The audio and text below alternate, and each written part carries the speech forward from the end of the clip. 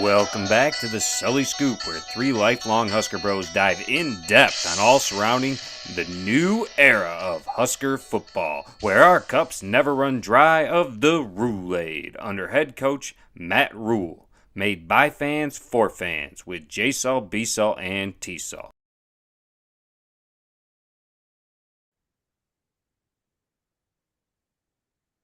It's official. The Huskers are 3-0, and this is the first time in history the Huskers are 3-0 since 2016, and it feels phenomenal. How are you guys feeling right now? We are back, baby. Yeah, JSul, it feels fantastic. I mean, the fact that we're talking about now a top 25 matchup. What the hell is going on?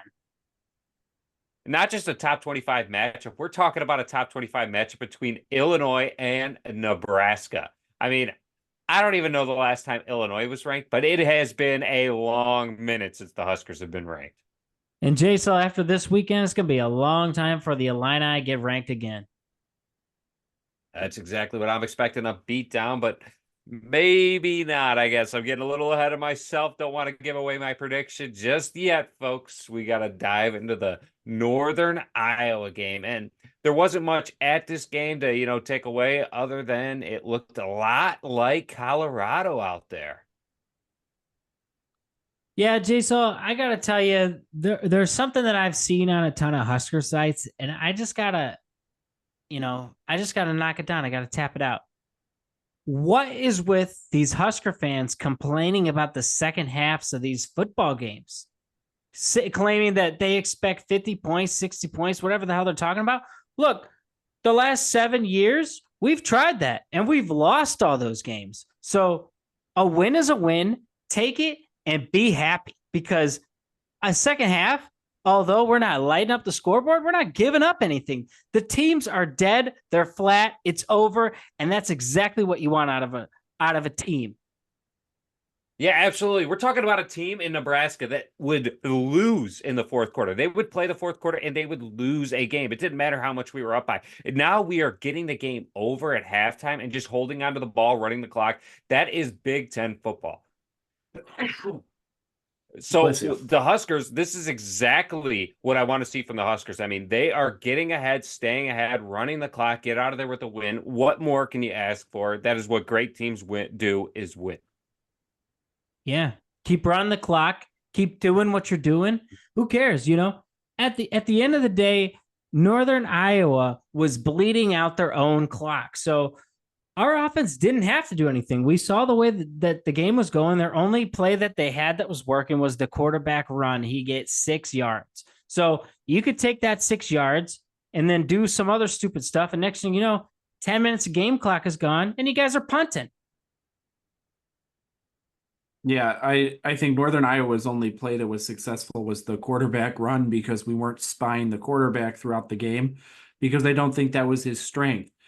When you look at this team and how they played, listen, it was another game where the play call was relatively even. 26 pass attempts to 22 runs. Dylan looked composed in the pocket again. And I thought the nice part is any of these runs, it didn't feel like you needed to give the ball to the same guy over and over again. It was a balanced attack, and each guy looked like they were having success against Northern Iowa, as they should. What I found was surprising in this game, I know it's Northern Iowa's, it's their protocol to go ahead and they're going to run the ball. They're going to run the clock. 38 minutes to 21. That is something I found surprising, especially in a beatdown of 34-3 in the entire game. I mean, that means that the Huskers were obviously scoring quick. Out of the 5 things that I take away from every game that you got to win to be able to come out of a game victorious is the first downs that the Huskers had and the third down efficiency and penalties. Those are the only 3 things that the Huskers had. We tied them in turnovers, but that time of possession, that really, that's a dagger to me right now because you're going to play a team like Illinois coming up here this week. And Illinois is another team that's going to run the ball heavy. They're not the only ones that we're going to be playing this year that are going to be running the ball heavy. And, if we can't score against a better defense, obviously Northern Iowa doesn't have a great defense. They're not in the Big Ten. If we're going to be playing a better defense, is that 38 minutes to 21 minutes of time of possession going to come back and hurt us? JSul, no, it's not going to come back to bite you because when you take out the first two drives of the game, time of possession was relatively even for both sides. That first drive for Nebraska was 8 plays, 75 yards, 3.5 minutes. Normal drive for teams. Northern Iowa comes out and runs 16 plays, 62 yards, and takes 10 minutes off the clock. Nobody is taking 10 minutes off the clock in college football these days. This was a blatant effort by Northern Iowa to try and get Nebraska off their spot and to try and throw off the game plan by eating up a ton of clock on the first drive. You'll notice that the rest of the drives were right around that normal time of possession between that 4 to 5 or that 3 to 5 minutes a drive.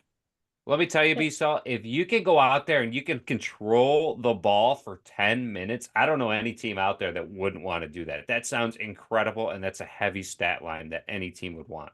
Well, JSul doesn't seem to have helped Northern Iowa. They only were able to scrounge together 3 points in a blowout and not in their favor. So my thing is this. I think we played this way intentionally is we took away their playmakers. So the only play they had is this quarterback run, and somebody's just going to step in and make the tackle because that's the one thing our defense has been doing great this season is making tackles when they need to.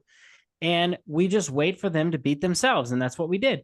They, as JSul was talking about, they take a long drive. They go 6-7 minutes down the field all the way to the 20-yard line. And then the quarterback just overthrows this guy, intercepted, and that was that. And I think that at that point just put out any little flame that Northern Iowa thought they might have had at that point. Well, let me tell you something. I was certainly sweating on that 27.5 on the Huskers to cover those points. I was sweating there at the end of the game as Northern Iowa was driving. Thankfully, the defense came up big and got the stop there on their last possession for Northern Iowa. I mean, I saw Ty Robinson run over and, he took out one of the coaches as he was jumping over to give him the shoulder, but I felt that because that covered me my points. I was awfully sweating on the edge of my seat there as they were driving there at the end of the game. And I'm not sure what you guys bet on there. Yeah, I wasn't concerned even with the points there. I figured once Emmett Johnson scored that touchdown, we were in business. And you know what they say too, good teams or great teams beat you in different ways. And that's kind of what it seems like Nebraska was doing. JSul was talking about who says that? Good teams win, great teams cover. No, great teams beat you in any different way because if you just great teams cover.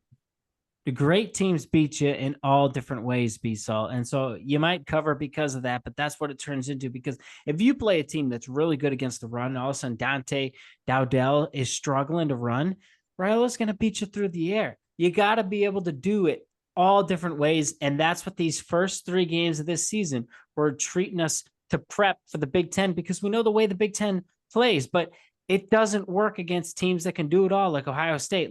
You think Illinois can just try to do a game with Ohio State and make it a game because they want to run the ball and hold the ball from Ohio State? No, because they could hold it for 10 minutes. Ohio State's going to score in 2 seconds.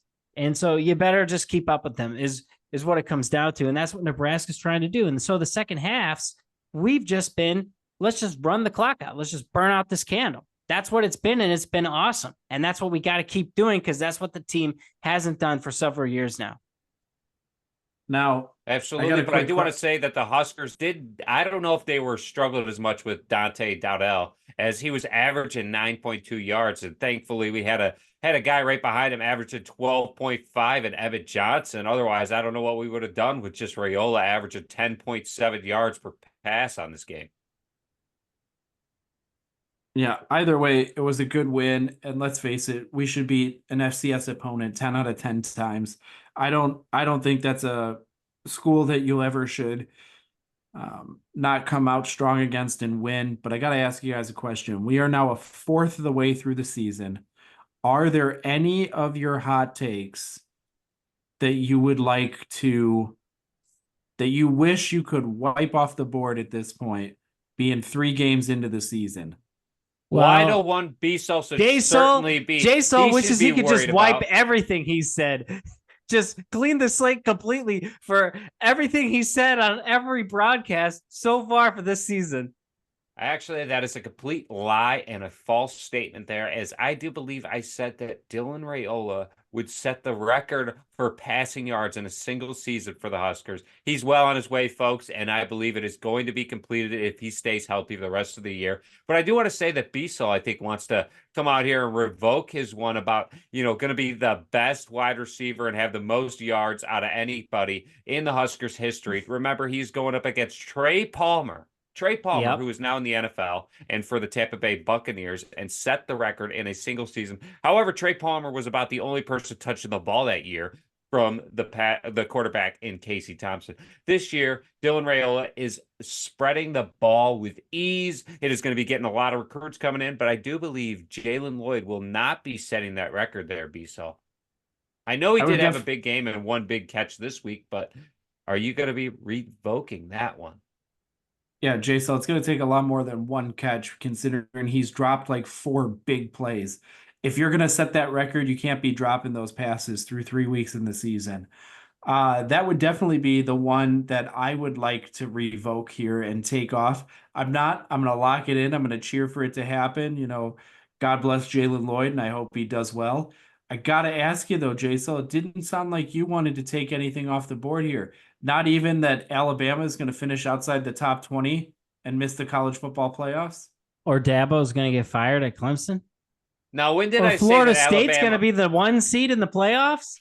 I never said that Florida State was going to be the 1 seed. I did say that Dabo Swinney was going to be fired, and Dabo Swinney actually hasn't played any team. He's played one team this year and got destroyed. It looked about as evenly matched as this Nebraska-Northern Iowa game that we just witnessed there, folks, and that was Georgia's beatdown on Clemson, and Georgia just barely scooted by Kentucky, who's as good as a Rutgers from 6 years ago. They're as good as Maryland from before Tua's brothers showed up, and they are as good as Purdue of today. And let me tell you, folks, Dabo Swinney is going to be fired. I will never be revoking that. This is his year. He is done. He is out of there. The folks in Clemson and South Carolina, they are turning on him. And I do want to say there, JSul, Alabama is not going to be in the playoff.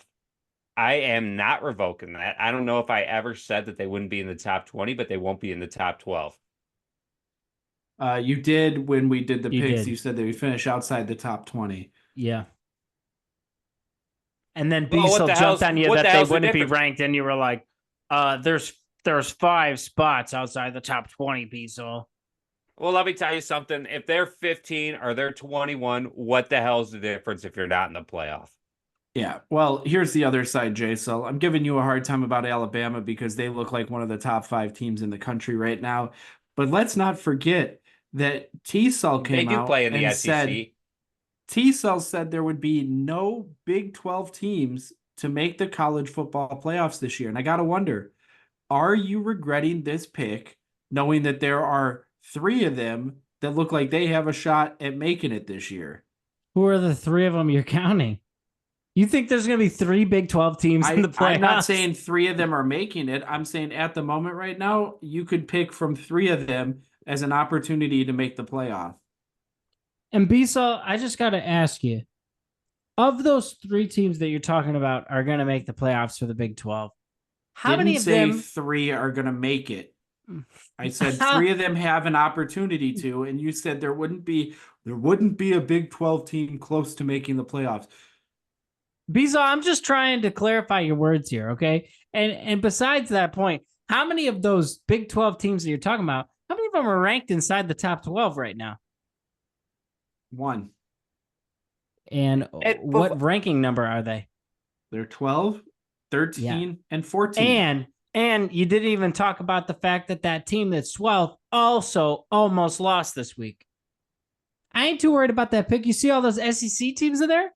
SEC is going to take the Big 12 spot. They won by 17 without their quarterback. So I don't know what you consider almost losing.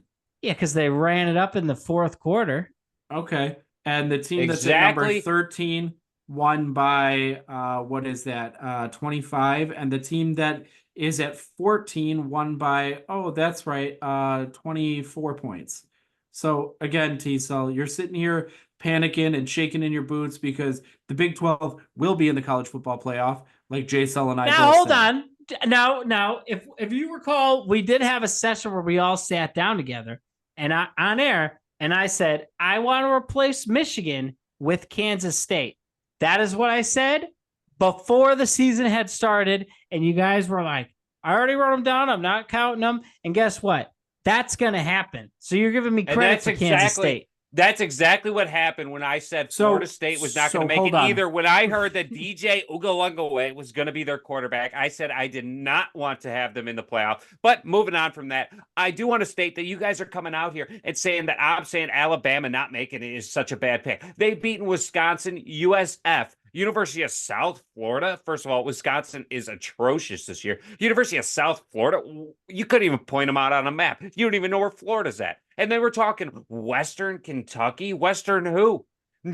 Exactly. That is why I am out here saying that they have to go through a Georgia, a Tennessee, a Missouri, an LSU, and Oklahoma again to end the year, and Auburn. We're talking that is a rivalry game. Don't sleep on Auburn. This coach at Alabama is not the real deal. He is gifted the start of the season. Kalen DeBoer is going to find out the hard way, and Alabama will not be in the college football playoff. Yeah, so there's two things here, JSul. The more important thing is you had said Alabama was going to finish outside the top 20. And okay, so is a 3 or 4 loss team going to be inside the top 20 or inside the top 12? If it's Alabama, in the SEC, yeah, they might. Now, the reason JSul says that is because, again, he still thinks no Big 12 teams are going to make the playoff. And then proceeded to say... Hold on. And then, how many SEC teams are in the top 10 right now? How many SEC teams have played their fellow SEC teams? Doesn't matter. When number 3 loses to number 4, they're not dropping very far. They will be. But anyway, to end our final recap before we get too off topic here on the Northern Iowa game, I forgot to mention that with the week 3 picks, the closest to the final score of 34-3 was JSul at 8 points, who is currently sitting in second for total points on the season. JSul is bringing up the rear at 52 points off. JSul in second with 48 total. And I'm at 39 off total. And I just want it to be known that I did change because JSul looked at my picks last week before I submitted them, and he put in his that identically mirrored mine, so I had to change it a little bit. There, and that is what I would have nailed that University of Northern Iowa if they decided to, kick a field goal there at the end of the game, which I am happy they didn't because I would not have covered my points. So thank you to Northern Iowa for not listening to me on the score prediction. But I do want to say that that is the only reason I missed there. Yep, you missed about as well as you did with Florida State there. But let's get on to the next part here. And what did you guys think this week? What was the most surprising game in college football for you?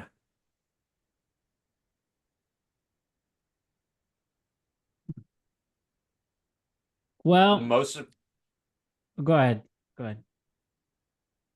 Well, I definitely think, a surprising game. I don't know if it's the most surprising. I'm not really willing to say that as of, right now.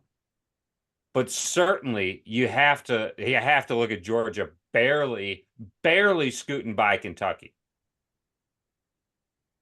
Yeah, I think that was definitely surprising. Kentucky might be a little better than people thought, or Georgia might have some weaknesses there.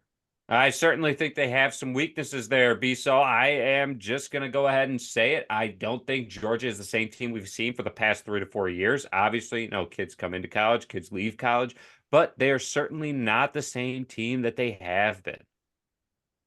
Well, I tried to tell you guys that before the season started, and you guys gave me a whole bunch of crap over it. So I would just like to point out that I was correct on that. That Georgia probably isn't the same team of 3 years ago, and you guys were still unwilling to listen, claiming that Georgia was an easy #1 seed.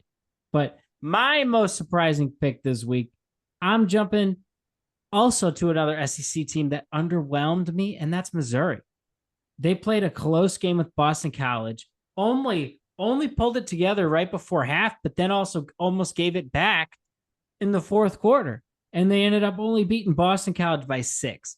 And they were at home too. So here's my point on this.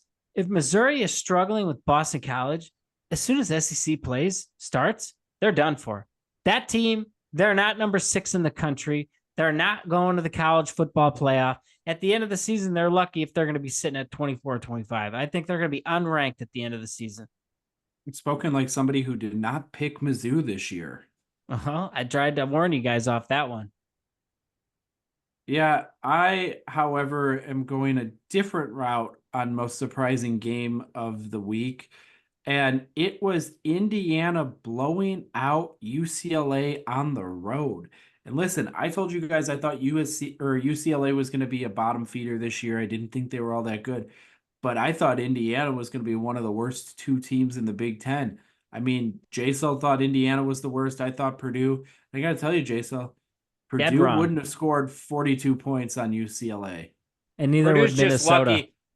UCLA is just lucky they didn't have to take on Purdue because that beating would have been a lot worse. But I do want to say before moving on that there are 4 games that I looked at here and I thought was, coming out of this week, kind of surprising. First of all, did Oregon figure it out? Week 3, did they figure it out? Are they finally going to look like a contender this year, beating Oregon State at Oregon State? Yes. Now, JSul, let me just stop you right there. Here's what I'm going to tell you. Here's what I'm going to tell you. Football. Here's what I'm going to tell you, JSul. Don't get too hyped about beating Oregon State. You shouldn't get hyped about beating Oregon State. You shouldn't get hyped about beating Kansas. Just like you really shouldn't get hyped about beating Illinois, and that's what we're going to do this week. Okay, and I'm not getting hyped for them. I'm not an Oregon fan. I'm just asking the question, stating the fact, are they a contender now that we have seen them put up some points? I don't think so. I think it was a fluke. I do think Oregon State is one of the toughest places to play, but that DJ Uiagalelei was their quarterback at one point. They can't be that good. Second game that I want to look at here is the LSU South Carolina. LSU is a sham. They beat South Carolina by 3 points on a lucky 3 points. This is a terrible South Carolina. LSU is not good. Brian Kelly is a terrible coach, and Notre Dame is certainly happy he is gone. Moving on, my third one here out of my 4 close contenders was Notre Dame. We'll move it on over to that.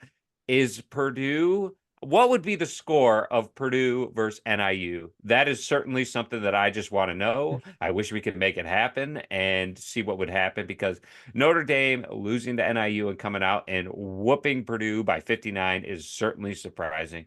And my last one that I thought was certainly surprising, but folks, not anymore. FSU is who? Listen, folks, they are terrible. They went out and they lost to Memphis. They are nothing special. FSU is nowhere to be seen. FSU is not even going to be offered a spot to the Big Ten or the SEC after this year. They could be the first team in history to go 12-0 and then followed up by an 0-12. Now, can I ask you guys if it's wrong to really hope that Florida State doesn't fire Mike Norvell and then Florida doesn't fire Billy Napier? Can you imagine those 2 terrible head coaches this year? Both have their teams playing awful. They play each other rivalry weekend. That's Saturday. Can you imagine an 0-11 Florida State versus like a 2-win Florida squad? And everybody has to tune into it in the state of Florida because it's the only game that matters for their season. Well, so that sounds a lot like our high school matchup. Mundelein High School versus Zion Benton. The 0-8 Egg Bowl. Winner gets a win on their record. Loser goes 0-9. And let me just tell you, folks, Mundelein High School prevailed. And that was certainly special. And that's the only reason they prevailed is like Florida State will prevail in that game is if they bench DJ Ugalungaway. He is terrible. He doesn't deserve a spot on the team. There's a reason Clemson cut him. There's a reason he had to leave Oregon State. They shipped him out of town. And I am just surprised that Florida State picked him up. But it really does show how important Jordan Travis was to Florida State last year. I think it just shows like that the coach has no control over his team at all. The guy has got to get shown the door at some point. Well, I've been listening to the radio. I don't know if you guys do a little bit, but they are saying that Mike Norvell has no idea what to do. He is out here, and all the sports reporters that are going to practice are agreeing with him that is not what the team looks like at practice. That is not. And by the way, when they're talking about the team, they're talking about DJ Ugalungaway. They're saying this guy looks phenomenal at practice, but he's just not a gamer. He can't put it together on the field when it comes under the lights. And you're talking about a special place. It's college football. He doesn't know what he's doing. And obviously, Mike Norvell does not have a good backup, or we would have already been seeing the change. It is going to be interesting when they do make a change, though, at quarterback. I certainly think it has to come soon because at a certain point, start looking to 2025 or hitting that transfer portal early. Well, JSul, it just kind of feels like the insanity button's been hit several times because this guy has already shown his hand. DJ shows you what kind of player he is. He's played all around the country now, failed everywhere, and FSU's like, maybe here. You don't think that he had top talent recruits playing around him at Clemson? Come on, they were just coming off a championship. They were just coming off several championships. So, yeah, I think that Florida State has more tools than Oregon State. But again, he sucks. He sucks everywhere he plays. He's a practice hero, is what it comes to. He knows what the defense is running. He beats you in practice. But when it comes down to it, he gets beat in the game.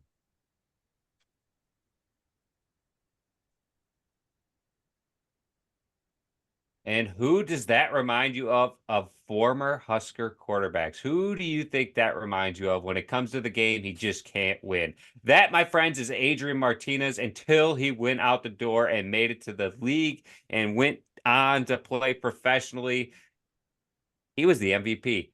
And honestly, I think it comes down to more about the coach than it does the player. And that is why Dabo Swinney will be fired, because he couldn't turn around DJ Ugalungaway about 4.5 years ago and turn that team around. We haven't seen a championship from Clemson since they lost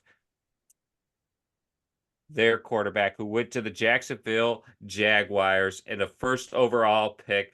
And they haven't had a quarterback as special as Trevor Lawrence since. Well, JSul, that is not the quarterback I was going to say for Nebraska, who DJ was, because Martinez did show up on the field. He just fumbled when the game was on the line. Okay, and DJ Ugalungaway, when he gets on the field, DJ just plays like crap the entire day, and he's supposed to be this top tool, top talent guy. Martinez showed his talent. Here's the guy who it was. Here's the guy who it was. It was JSul's favorite quarterback. He went out and bought his jersey. He invested in the guy. He was all in. He was rocking the guy's haircut in elementary school.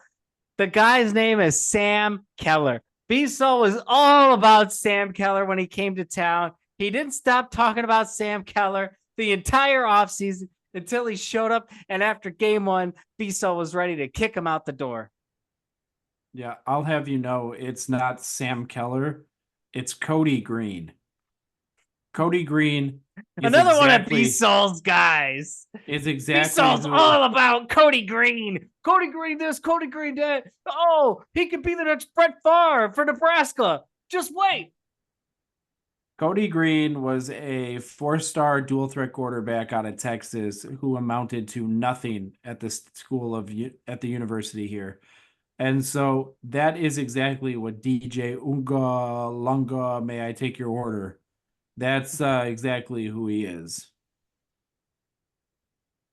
Well, let me tell you something. He almost looks like, I'm saying, But I was saying Adrian Martinez out there because he can't get a win. He probably has more wins in That's college football than Adrian disrespectful. Martinez does. He has more wins in college football than Adrian Martinez. JSul, yeah, he's also been in school for like 15 years, and DJ May I Take Your Order is not the same caliber player that Adrian Martinez was. There's a reason Martinez is out making money now playing football, where DJ, you're next in line, making is money. still the person. And where's Sam money Keller? Where's Sam Keller on that list, Biso? T-Cell, you're the one who thinks of Sam Keller in your Knights. He's out there selling cars at the auto museum. He very well could be. But enough about Sam Keller and hashing up some history here.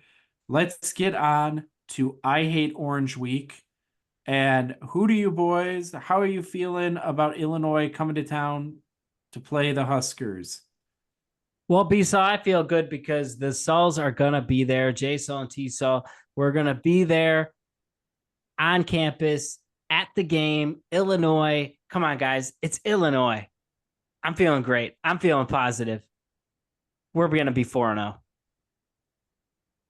Yeah, we're talking about an Illinois team that's going to come in and try to run the ball, try to hold on to the ball, and try to run the clock. We're talking about an Illinois team that's going to look a lot similar to what we just witnessed in the University of Northern Iowa. But the only thing is, Illinois is going to have a lot bigger linemen up front. They're going to have better running back, and it's going to be a lot better of a scheme, and that is Brett Bielema's thing. I do want to say that this game opened up at 8.5, and now it is down to 7.5. A lot of the sports bettors and gamblers out there, you know who you are. They are taking Illinois to have plus 8.5 there. It's down to plus 7.5. Let me tell you, folks, I will be riding the other way. Minus 7.5. I might even entice it with the under 42.5. I don't see Illinois putting up more than 10 points on this Huskers defense. I think the deep black shirts are going to come up big and be able to keep Fagan inside the tackle box of the being running up down the middle. They're not going to keep him. They're going to keep him inside that, as he won't be able to get to the edge. And I don't think Altmaier will have a good day on this DBs of the Huskers. Well, JSul, I'm saying here, you're talking about Bielema and his amazing schemes and whatever. I don't buy any of that. I look at it as Bielema. He is very predictable in how he wants to run the game. He just wants to run the football, pass when necessary, and that's predictable. Who's predictable? Their coach, Big Brett. Big Brett's very predictable. He's making up another name. He's making up another name because of his scheme there, T. So that is why I like the under 42.5. And if you parlay that there with the minus 7.5, you got a good one there, folks. The JSul stamp of approval. JSul, I just see a lot of 3-and-outs for Illinois, to be honest. I mean, you're talking about running on Nebraska. We're one of the top rush defenses in the entire country. So, like, Illinois, if they have a prayer at beating us, they're going to have to beat us through the air. And I just don't think they have the talent for that. They don't have their NFL running back that they had 2 years ago that helped them get to 8 wins. Last year, they were a 5-win squad. This year, they're probably a 5-win squad again. I'm not buying into the fact that they're ranked. They haven't proven it to me. They beat Kansas, who now has a losing record, and they got all the props in the world for beating Kansas. Guess what? Half the college football world would beat Kansas, and then some. Yeah, I think this Illinois team is going to be stout on defense. I think they're going to challenge. It's going to be the best defense that Rayola's seen so far, in my opinion. Offensively, I'm not even sold on that. I'm not sitting here saying that Illinois has a guaranteed better defense than what we just saw with Northern Iowa. I'm not sold. That's atrocious. They not sold. Okay. Well, you don't have to be sold. I'm telling you it's true. So we can just agree to disagree there. The part that I think who do you think would win, B-Sol? Do you think Eastern Illinois would beat Northern Iowa, or do you think Northern Iowa would beat Eastern Illinois? I would assume Northern Iowa would beat Eastern Illinois. What about Central Michigan? Do you think Eastern or Northern Iowa would beat Central Michigan? No, remember, I think Northern Iowa is one of the best D2 schools out there. congratulations. And there's a difference between D2 and D1. And I would Well, take a tell that D1 to Notre program. Dame as they're dropping games to Northern Illinois. I'd be betting the fact that Northern Iowa could beat Northern Illinois. And that's another terrible take. But anyway, what I was trying to get to is Illinois got two kickers who have strong legs and can kick 50-plus yard field goals relatively with ease. Right now on the season as a team, they're 2 for 3.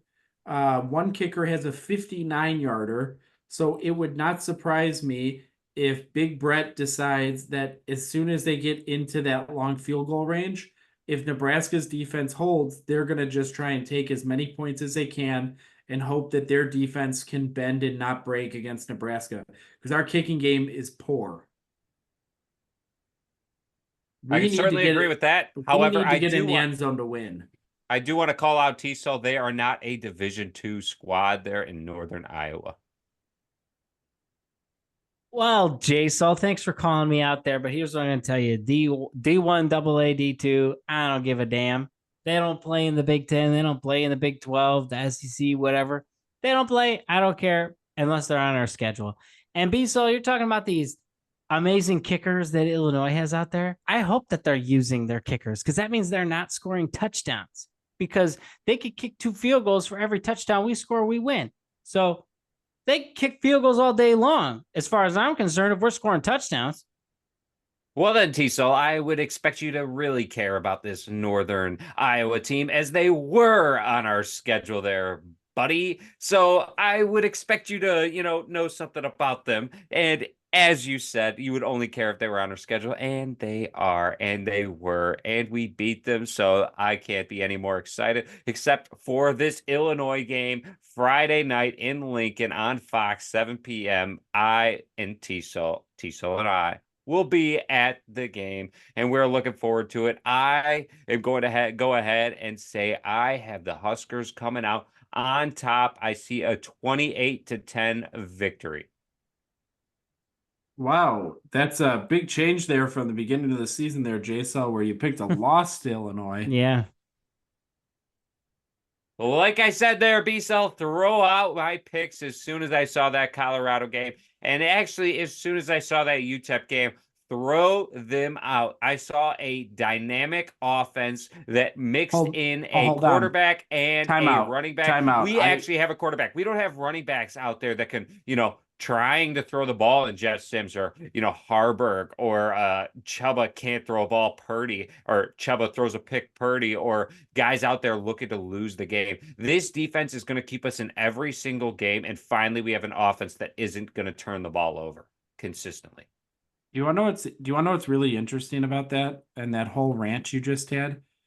Is you just said the reason you're picking this Illinois game to be a win is because the Huskers started 3-0. JSul, would you like to guess what JSul predicted at the beginning of the season for the Huskers to start? 3-0.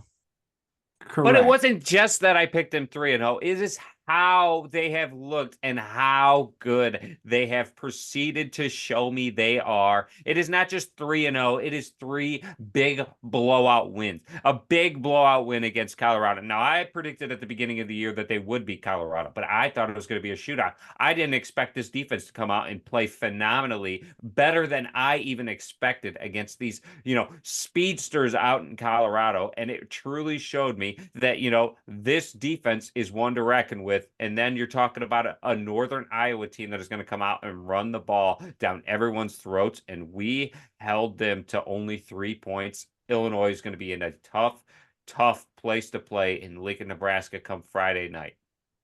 Well, I would just like to say that the way that I picked stuff early on, you guys gave me a lot of crap about how Indiana wasn't going to have a prayer against us.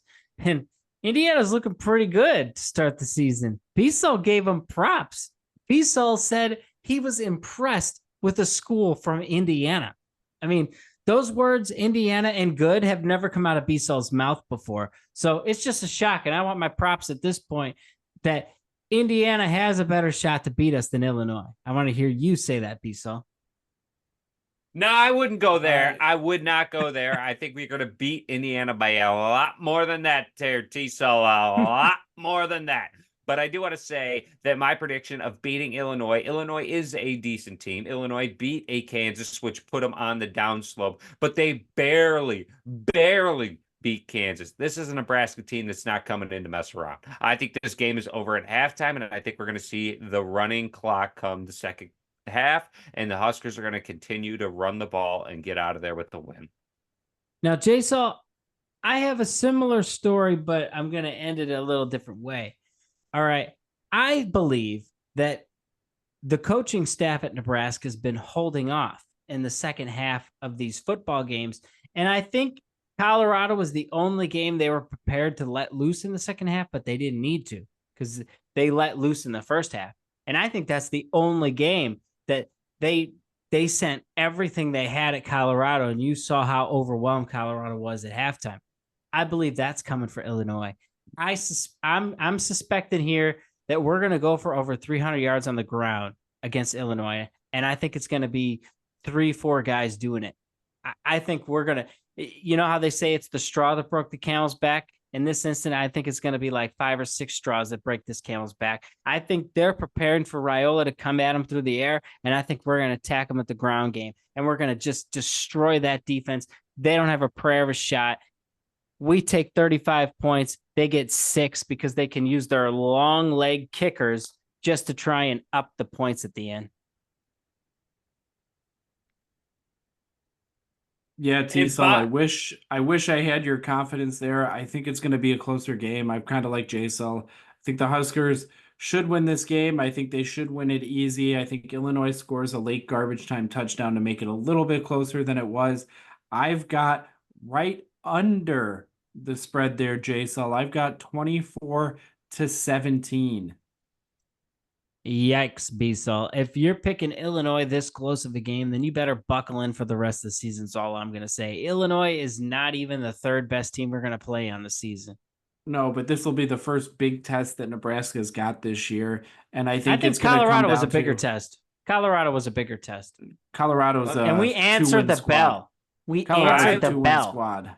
I believe Colorado's better than a 2-win squad there, B-Sol, but I also want to say that I think Colorado's offense is a lot better than what we're going to get out of here in Illinois. I think our defense is a rushing defense first. They're going to stop the run first. I think we got the best guys up front on the D-line, and I don't think Illinois is going to be using, the offensive line the way they want and be able to run the ball. That's their MO. And we saw that with Northern Iowa. I mean, they weren't able to do it. We saw more points come from UTEP because they passed the ball. And we saw more from Colorado because they were able to pass the ball. Unfortunately for Colorado, or fortunately for the Huskers, Colorado doesn't have an offensive line. So that is what it came down to. Illinois does have an offensive line, but they don't have a quarterback. And that is what this game is going to come down to, and why the Huskers are going to be able to get out of there with the win and cover the points under in this game as well. Well, B-Sol, here's what I'm going to tell you, and I'm with JSul here. Colorado had a way better offense than Illinois. So if Colorado only scored 10 on us, then there's no chance that Illinois is going to drop 10 on us. That's what I'm telling you. No chance. Yeah, I think the difference is Colorado wanted to come out and pass the ball, and we were able to get consistent pressure on the quarterback position. Illinois is going to come out. They're going to want to run the ball. They're going to want to try and milk the clock and try and control the time of possession, which is why I think they will score. It'll be close at half. I think Nebraska pulls away, and then Illinois gets a garbage time touchdown at the end of the game. I ain't buying the garbage time. I guess we'll just have to wait and see, but lock it in on the JSul stamp of approval. That is the Huskers to cover 7.5 and the under to hit 42.5. Under that is why I got 28-10. That would bring it in at 38 total points with the Huskers on top. But I want to thank you for joining us for another episode of the Sully Scoop as we get ready to be in Lincoln, Nebraska for the Illinois, as the Fighting Illini and Illinois come to town. Don't forget to follow and like, and you can catch us at thesullyscoop.com or catch us on X at Sully_scoop. Go Big Red.